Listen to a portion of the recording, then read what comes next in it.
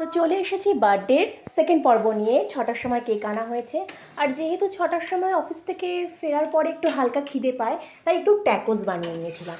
Generally tacos বানাতে রুটি লাগে, তো আমি রুটিটা একটু হালকা করে তেল দিয়ে ফ্রাই করে নিয়েছিলাম।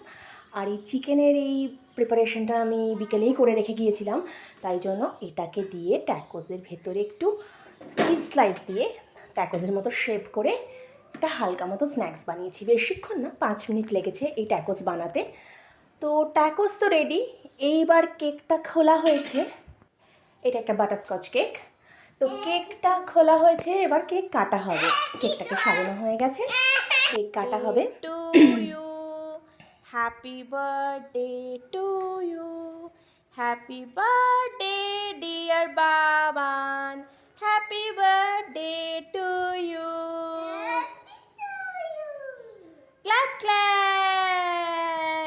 কেক কাটা হয়ে গেল, এবার ট্যাকোস খাওয়ার পালা। ট্যাকোস খাওয়া হয়ে গেল, এবার ডিনার করব। ডিনারে বেশি কিছু না, খুব হালকা করে সিজলার বানিয়েছি, কারণ সিজলার এই সময় গরমে তো ভারী হয়ে যায়, কিন্তু আমি বানিয়েছি হালকা করে। তো প্রথমে একটা রেড কালারের সস বানিয়েছি। তো সেটা বানাতে একটু পেঁয়াজ, আদা রসুন পেস্ট দিয়ে একটু মশলা দিয়ে ভালো করে নাড়িয়ে নাড়িয়ে লাল লাল করে ভেজে নিয়েছি। যেহেতু এটা রেড কালারের সস, তাই একটুখানি টমেটো সস অ্যাড করেছি। টমেটো কেচাপ দেওয়ার পরে এটাকে আরও 5 মিনিট ভালো করে টস করে সিদ্ধ করে রাখা চিকেনগুলো এর ওপরে দিয়েছি। সিদ্ধ না করলে এখানে চিকেন এত বড় বড় পিস, এগুলো না ভালোভাবে খেতে ভালো লাগে না, তাই জন্য সিদ্ধ করেই নিতে হয়। আর এখানে চিকেনের স্টকটা ছিল, এটা দিয়ে আমি সসটাকে একটু পাতলা করেছি যাতে সিজলারের সাথে খেতে ভালো লাগে, আর একটু রাইস করব বলে সেই কারণে।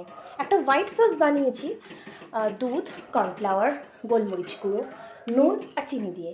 এটাও এক ধরনের সস, এটাও সিজলারের সাথে খাবো। আর হচ্ছে রাইসটাও আমি পেঁয়াজ আর বিনস, গাজর কুচি, ক্যাপসিকাম দিয়ে হালকা ফ্রাই করেছি। যেহেতু গরম, তাই জন্য সব কিছুই হালকাভাবেই করেছি। আর এটাও একটা ভেজিটেবলস, আর এটা আলু ফ্রাই। তো ভেজিটেবলস, আলু fry, white sauce, red sauce আর চিকেন, আর রাইসের ওপরে রেড সসটা দিয়ে দিলাম। এইভাবে গার্নিশ করে আমাদের সিজলার রেডি। সিজলার এইভাবেই দিয়ে আমাদের ডিনার কমপ্লিট হলো, আর এইভাবে জন্মদিনটাও খুব ভালো কাটলো। নেক্সট ভিডিও আবার পরে আসবে।